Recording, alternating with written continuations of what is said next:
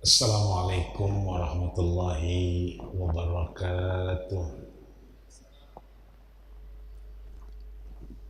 Alhamdulillahilladzi tatimmu bi ni'matihi shalihat.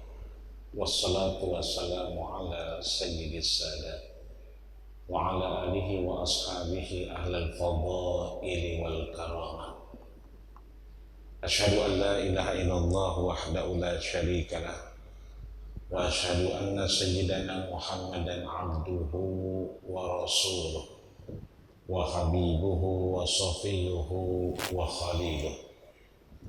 Allahumma salli ala Muhammadin fil awwalin wa salli ala Muhammadin fil akhirin wa salli ala Muhammadin fil nabiyyin wa salli ala Muhammadin fil mursalin wa salli ala Muhammadin fil mala'il a'la ila yaumiddin wa sallimhu tasliman katsira.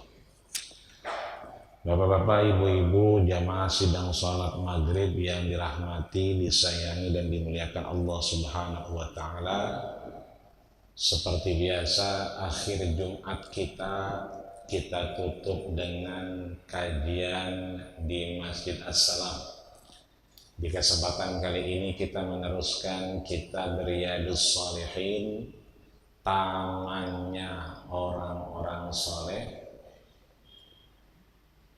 min kalami sayyidil mursalin, yang disampaikan oleh baginda kita Rasulullah sallallahu alaihi wasallam, yang ditulis oleh Al-Imam Al-Hafiz Abu Zakaria Yahya bin Syaraf Muhyiddin An-Nawawi, atau yang kita kenal dengan Imam Nawawi.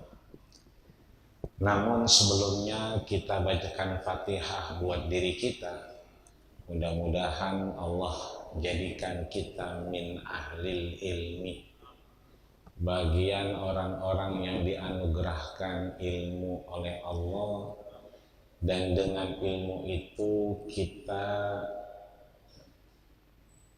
bisa mendapatkan rahmat Allah Subhanahu wa Ta'ala dan berkesempatan berpulang kepadanya dengan ilmu yang bermanfaat. Juga dengan ilmu insya Allah semakin baik kehidupan kita dan semakin benar dan baik keagamaan kita, sehingga Allah terus berikan kita kesempatan guna mengumpulkan amal soleh di hadapannya. Juga doa kita untuk seluruh orang tua yang ada di Masjid As-Salam. Mudah-mudahan Allah berikan kesehatan yang paripurna, DKM, BKM As-Salam, Yayasan As-Salam, dan semua kita yang hadir. Mudah-mudahan orang tua kita diberikan kesempatan lebih lama kumpul dengan anak cucu mantunya, dan yang sudah tiada mudah-mudahan Allah kumpulkan di tempat yang terbaik di sisi Allah Subhanahu wa Ta'ala. Juga semua orang yang peduli dengan Masjid As-Salam ini, alhamdulillah ini soundnya jauh aja udah kenceng suaranya ya. Siapapun yang peduli, insya Allah minhumul lahik wa minhumus sabik, yang sehat semakin Allah mudahkan urusannya, Allah jaga dimanapun berada, dan yang sudah tiada Allah kumpulkan ma'al anbiya, bersama para nabi, wassalihin dan orang-orang soleh, wasiddiqin dan orang-orang yang benar, wa hasuna ulaika rafiqa, dan mendapatkan nikmat di alam kuburnya. Biniyatil qabul wal maqbul wa ila hadratir rasuli sallallahu alaihi wasallam wa ila mana wa abaina wa ummahatina wa ajdadina wa masyayikhina, khususan almarhumah. Al-Fatihah. A'udzu billahi minasyaitonir rajim. Bismillahirrahmanirrahim. Alhamdulillahi rabbil alamin, arrahmanir rahim, maliki yaumiddin. Iyyaka na'budu wa iyyaka nasta'in, ihdinas siratal mustaqim, siratal ladzina an'amta 'alaihim ghairil maghdubi 'alaihim waladdallin.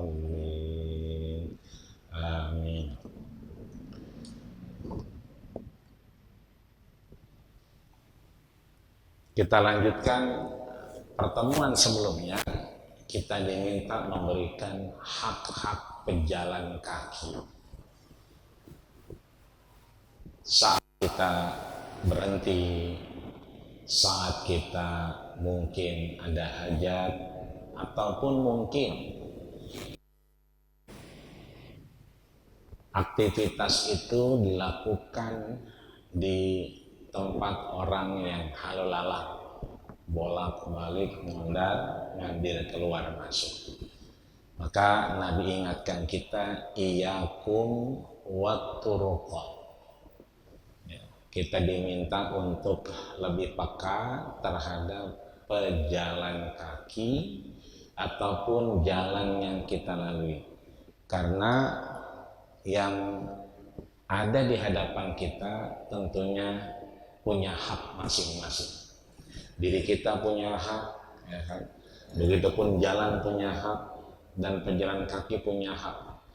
Bahkan hak-haknya kemarin sudah dipaparkan. Yang pertama adalah ghaddul basar. Ya, kita agar menjaga pandangan. Yang kedua waqaful adza, membersihkan, menghilangkan, menjaga yang kira-kira berbahaya. Entah itu paku, entah itu sekarang banyak botol-botol minuman kadang di jalan. Yang ketiga waradus salam. Radus salam ini kita menjawab salam, atau kemudian kita sendiri yang memulai salam. Fa idza huyyitum bitahiyatin fahayyu bi ahsana minha. Kalau ada yang salam, maka kita membalasnya dengan yang lebih baik.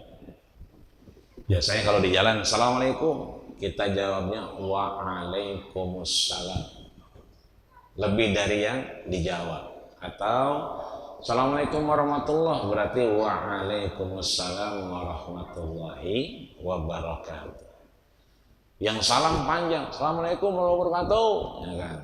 Berarti kita waalaikumsalam warahmatullahi wabarakatuh wa anta misla dzalik. Semoga engkau juga termasuk yang diselamatkan Allah, diberkahi Allah, dan dijaga Allah Subhanahu wa ta'ala. Kita lanjutkan di hadis 191 dari apa yang disebutkan oleh Imam Nawawi. Disebutkan oleh beliau, an Ibni Abbasin radhiyallahu anhu, dari Ibnu Abbas, sahabat Nabi yang juga dekat dengan Nabi, semoga Allah meridhoinya, anna Rasulullah sallallahu alaihi wasallam, sesungguhnya Rasulullah sallallahu alaihi wasallam bersabda. Ibnu Abbas berarti anaknya Abbas. Abbas berarti pamannya Rasul. Ada paman Rasul yang beriman, tapi ada juga paman Rasul yang kemudian tidak beriman. Ada paman beliau yang begitu frontal, tidak menerima ketika dikumpulkan oleh Rasul di Jabal Qubais. Kalau di depan ada musuh, percaya enggak? Percaya. Kalau di belakang ada orang menyerang kita, percaya enggak? Percaya. Kenapa? Rasul itu Al-Amin, orang yang dipercaya. Tapi begitu Rasul, annani Rasulullah, aku ini utusan Allah, pamannya juga yang kemudian menjegal itu, tabban laka ya Muhammad walihada jama'tana, celakalah engkau wahai Muhammad, hanya untuk ini kau kumpulkan kami. Ya. Maka paman beliau ini tenar namanya, kalau sekarang viral ya. Ya.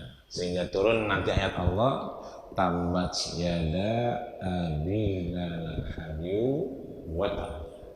Itu paman Rasul tidak beriman. Ada juga paman Rasul yang kalau enggak ketemu Rasul lama kangen.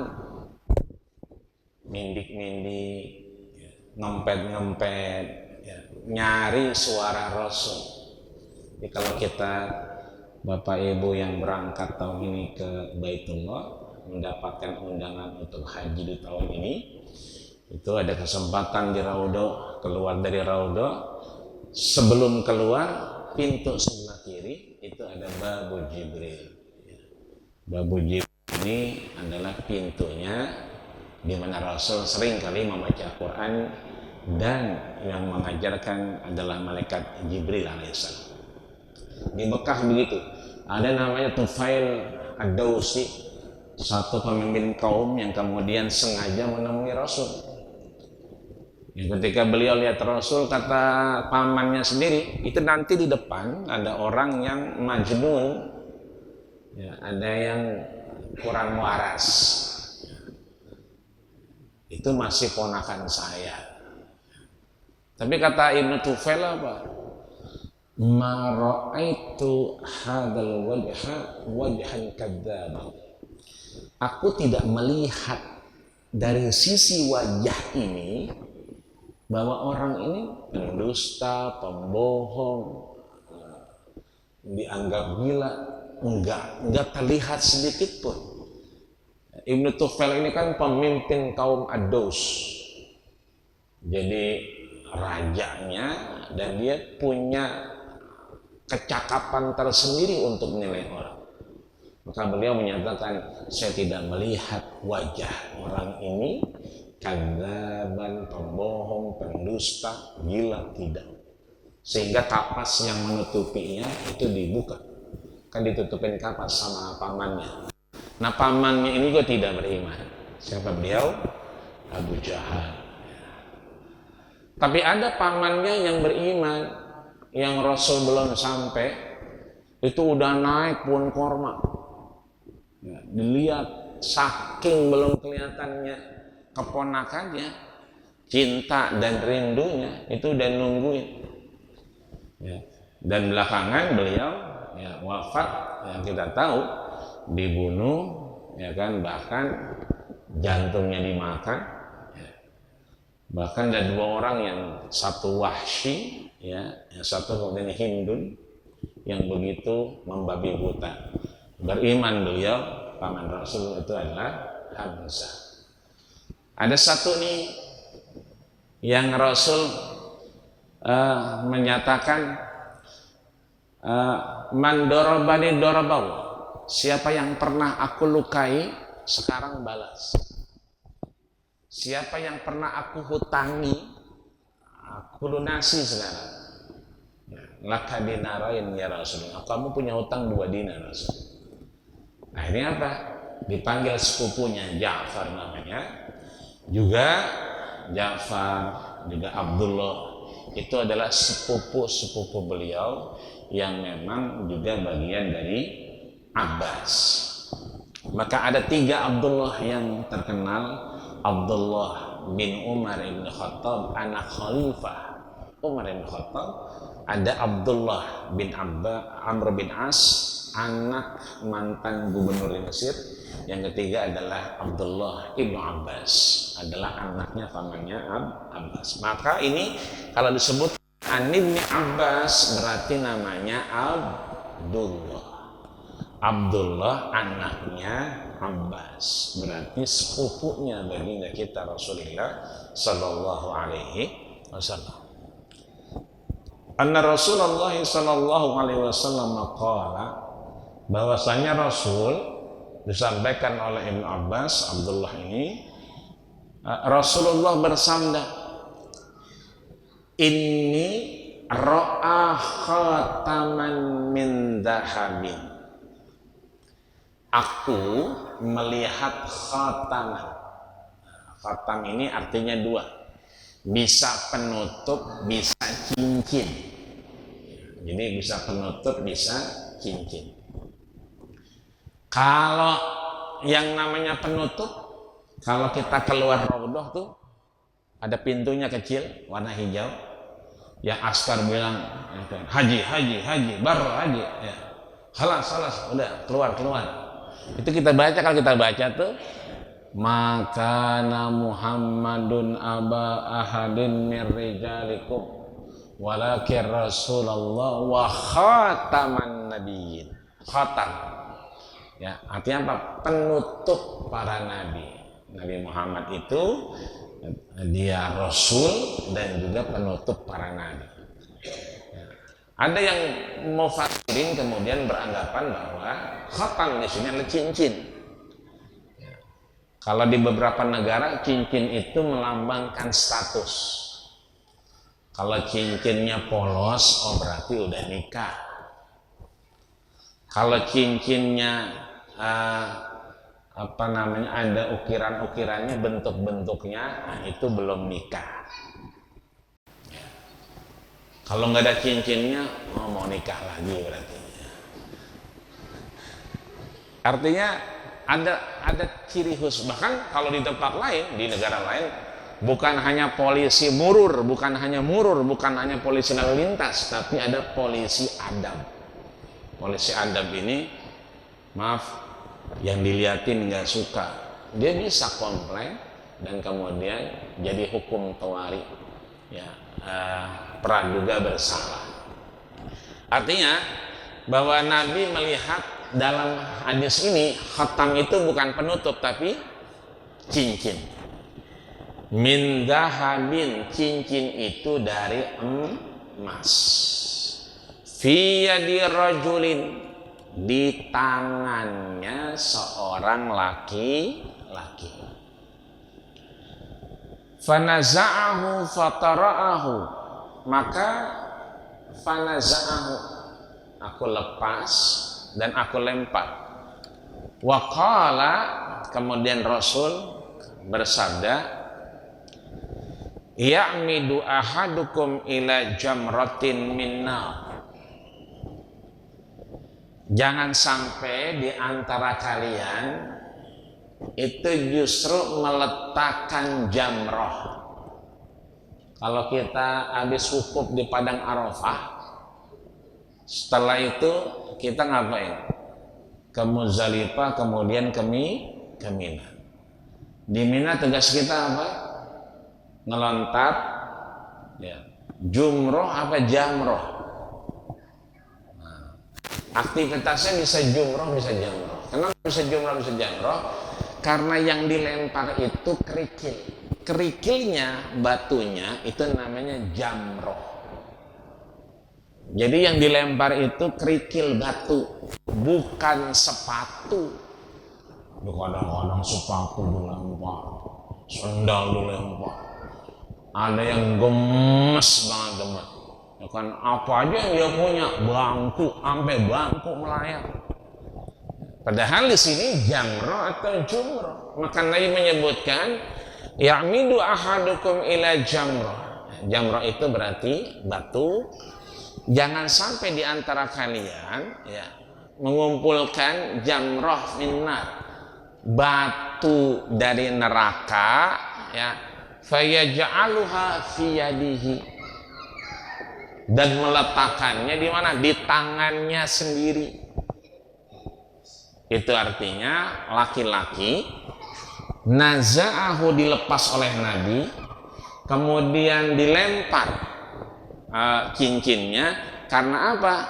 Ra'a, ya, khataman min zahabin, karena aku melihat, ya, itu apa namanya, cincin dari emas. Faqabbala lirrajulin ba'dama dhahaba Rasulullah sallallahu alaihi wasallam.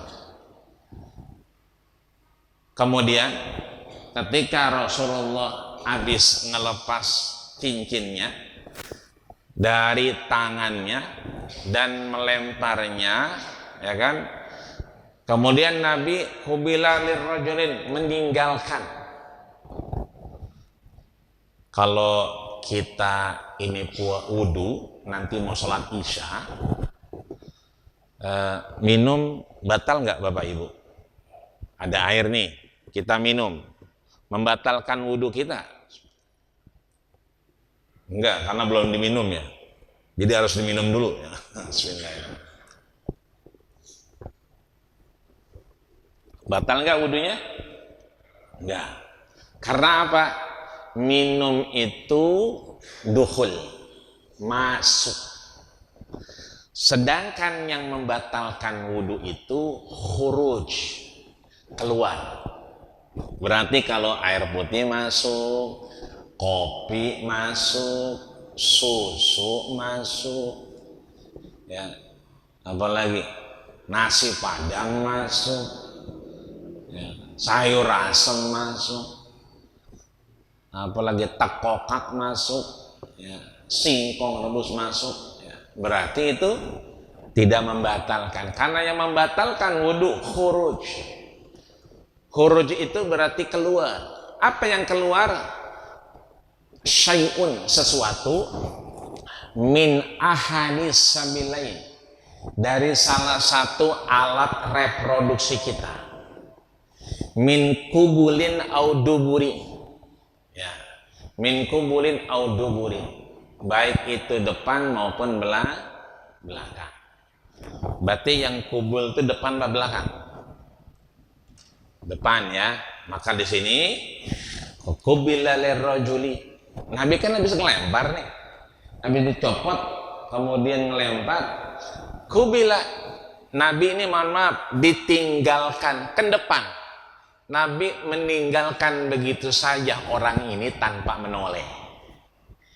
Kalau kita lihat dalam sisi periwayatan hadis, ilmu mustalah hadis, ya, yang namanya hadis itu boleh jadi dia fi'lun yang dikerjakan oleh Nabi, atau dia qaulun, perkataan Nabi, atau yang kemudian takrir. Takrir berarti sikap Nabi. Kita nih kalau ngomong sama orang muka ketemu muka berarti seneng nggak? Kira-kira apa? Senang.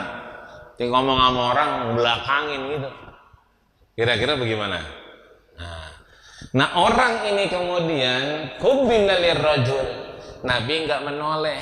Ini menunjukkan takrir, sikap Nabi yang menunjukkan bahwa hal itu tidak disukai oleh Nabi. Kenapa? Karena unsurnya merupakan jamroh, ya, bagian dari batu neraka yang kemudian diletakkan biyadihi, di tangannya sendiri. Ba'dama dhahaba Rasulullah sallallahu alaihi wasallam, ketika Rasulullah sallallahu alaihi wasallam udah pergi, ya kan? Ya, ba'dama dhahaba, Rasulullah menghilang, ya kan? Khatamaka, kata Ibnu Abbas, ya kan? Ini kan ada perintah khud khatamaka, ambil cincin kamu. Artinya Rasul kan udah berarti yang ngomong siapa? Ibnu Abbas, ya. Karena nggak ada lagi yang lain hari itu, yang ada cuma Ibnu Abbas, Rasul sama orang tadi laki-laki. Nah Rasul sudah kubila meninggalkan. Ada orang kemudian khud khatamaka, ya, khatam, ambillah cincinmu. Berarti yang ngomong Ibnu Abbas, sepupu Rasulullah sallallahu alaihi wasallam. Intafi bihi, kata Ibnu Abbas, ambil cincin kamu. Boleh jadi intafi bihi masih ada manfaatnya. Apa dijual, apa digadein, apa buat kawin lagi, apa gimana, ya kan? Ya. Artinya ada yang bisa dimanfaatkan atau ditukar dengan uang dan seterusnya. Ya, kata Ibnu Abbas, ambil. Qala, ya, beliau kemudian menjawab, la wallah, ya, demi Allah, atas nama Allah, ya, la akhudhuhu wa qad tarahahu Rasulullah sallallahu alaihi wasallam. La, Tidak. Ambil tapi jawabannya tidak. Wallahi, demi Allah, la akhudahu, aku tidak mengambil. Wa qad tarahahu Rasulullah sallallahu, apa-apa yang sudah dilempar, ditolak oleh Rasulullah sallallahu alaihi wasallam. Hadis ini diriwayatkan oleh Imam Muslim. Muslim berguru pada gurunya yaitu Imam Bukhari. Imam Bukhari mengambil pada gurunya yaitu Abdullah bin Maslamah. Abdullah bin Maslamah belajar dari gurunya yaitu Abu Zinan. Abu Zinan kemudian belajar pada gurunya yaitu A'raj. A'raj mengambil kepada gurunya yaitu Abdurrahman bin Sakhar Ad-Dausi atau yang kita kenal dengan Abu Hurairah. Abdurrahman bin Sakhar Ad-Dausi itu mengambil langsung kepada gurunya Sayyidina wa Maulana Nabiyana Muhammadin sallallahu alaihi wasallam. Wa qala al-muallifu, penulis kitab ini Imam Al-Hafiz Abu Zakaria Yahya bin Syaraf Muhyiddin An-Nawawi atau yang kita kenal dengan Imam Nawawi rahimahullah. Kalau orangnya sudah enggak ada, sudah meninggal, sudah wafat, tiba-tiba namanya disebut, tiba-tiba kita omongin, kita nyebutnya rahimahullah. Biasanya kan almarhum. Boleh nggak kita nyebut almarhum? Boleh. Almarhum itu yang berpulang, udah pulang orangnya. Tapi kalau kita bilang rahimahullah, semoga Allah merahmatinya. Itu artinya doa. Tapi kalau orang itu jogrogannya masih ada, tongkrongannya masih kelihatan, maghrib masih di assalam, isya masih kelihatan, subuh masih warawiri di assalam, maka kita nyebutnya hafizullah. Kita lagi ngomongin orang, tiba-tiba ada yang kita sebut nih, Pak RT misalnya, Pak RW misalnya, kita sebut di ujungnya hafizullah, semoga Allah menjaganya. Begitupun kita kalau lagi arisan nih, suka arisan keluarga, ya kan, kumpul-kumpul sama anak-anak, keponakan, keluarga. Si A mana belum kelihatan, udah di tol tadi, ya hafizahullah, semoga Allah menjaganya. Dulu si B kalau kita arisan, kalau kita kumpul keluarga pasti nyender. Ya, dia mau udah pasti nyender dah. Ya, orangnya udah nggak ada nih, maka kita nyebutnya rahimahullah, semoga Allah merahmatinya. Nah, Imam An-Nawawi menyebutkan bahwa fima naqalahu Ibnu Abbas wan Nabi sallallahu alaihi wasallam an rajulin, apa yang Nabi sampaikan terkait orang ini, ya kan? Fatarakahu Nabi, orang itu ditinggalkan Nabi, wa taqahu fil ardi, mengisyaratkan bahwa jangan sampai ada yang tertolak diri kita dengan emas tadi. Kalau cincin aja harus dilepas, berarti gigi emas lepas enggak? Lepas enggak, Pak? Kan suka tuh ada yang nawar-nawar duren. Berapa bang duren? Emas semua. Berapa bang duren? Kata tukang durennya 100.000. Giginya emas semua. 100.000. Dia mau nunjukin itu baru gelang doang. Nih, giginya emas semua. Berapa sekilo? 100.000. Emas semua giginya. Ini kalau cincin dan disuruh lepas, berarti gigi emas lepas nggak? Lepas. Ya, nanti kalau punya teman pakai gigi emas, cuy, kapan mau dilepas? Apaan itu kan? Itu 10.000, itu yang 10.000. Kapan mau dilepas?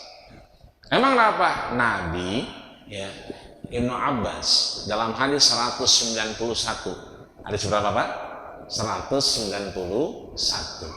Kitab Riyadhus Shalihin, ya, ada Nabi dengan Ibnu Abbas. Ada orang pakai cincin dilepas dibuang. Maka gigi emas itu jamroh. Jangan sampai kalau hadis ini dikumpulkan, ya, batu dari neraka ditaruh di tangannya, kalau ini berarti naruh di giginya. Yang lain banyak emas-emas yang lain yang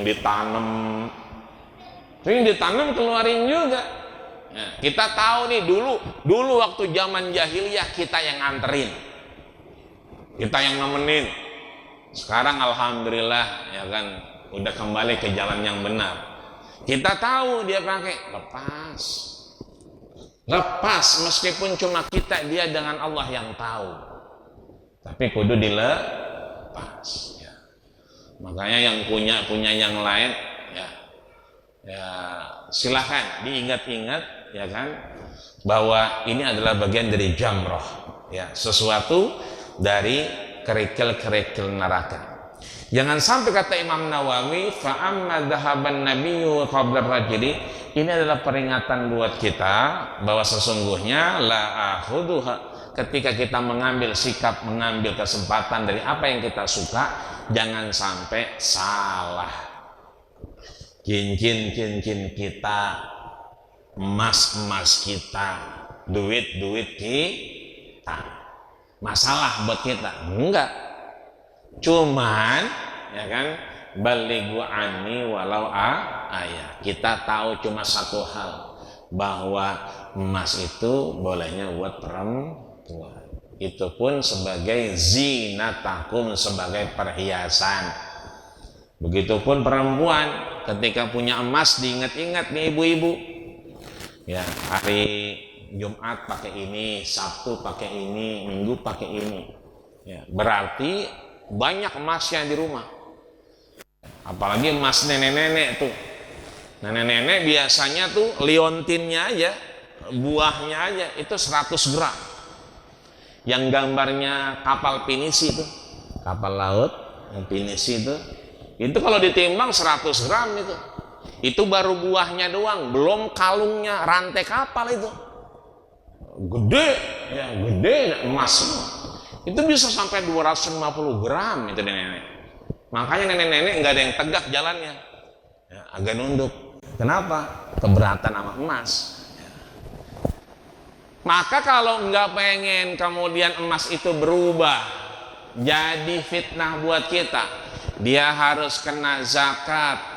Karena 85 gram emas itu kena nisab zakat. Batas minimal harta kita kena zakat. Kalau tadi liontin aja 100, buah kalung 100, berarti udah kena zakat.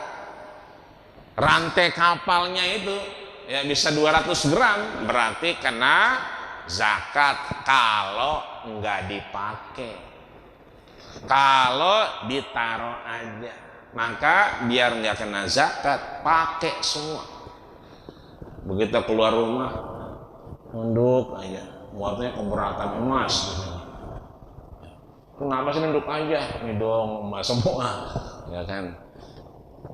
Sehingga ya fala yajuzu lirrajuli, tidak diperkenankan, tidak diperbolehkan untuk laki-laki ayal bisa khataman min zahabin, dia pakai cincin dari emas, wala ayal basaf kiladah. Yang dilarang Nabi, yang dilempar sama Nabi, yang dibuang sama Nabi, cincin atau gelang atau kalung? Cincin. Berarti kalau cincin dibuang, walayal bisukiladah, berarti juga Nabi tidak memperkenalkan kiladah, kalung. Ya. Walayal basa qablaha azidah, nggak boleh juga pakai gelang emas. Ya cincin emang nggak pakai sebagian, tapi kalau orang laki kelihatan banyak pakai gelang kalung emas. Ya. Maka kalung juga nggak boleh, gelang juga nggak boleh.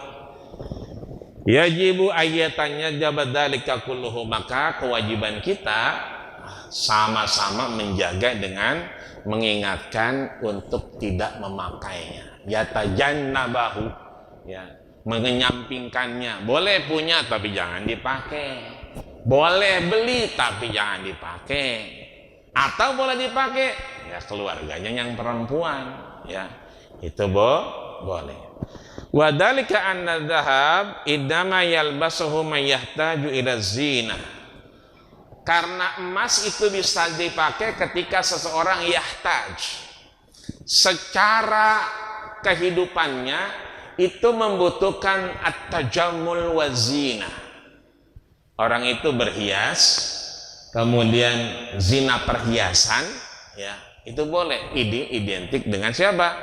Ya, lizaujiha, istri kita, anak kita, bukan kita sebagai laki-laki. Ya. Ala kulli hal, maka ditutup oleh Imam Nawawi, ya. Adz-dzahabu yahtaju ila nisa litajammul lil azwaj, bahwa gelang emas, cincin emas, kalung emas ini diperuntukkan linisa. Nisa itu berarti perempuan, walaysa lirijal, bukan untuk laki-laki, litajammul, ya, agar apa?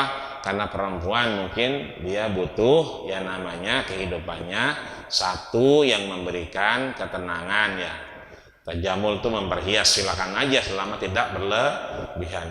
Warrajulu laisa bihajatin ila dzalik, dan laki-laki tidak pernah punya yang namanya hajah, kebutuhan kepada emas.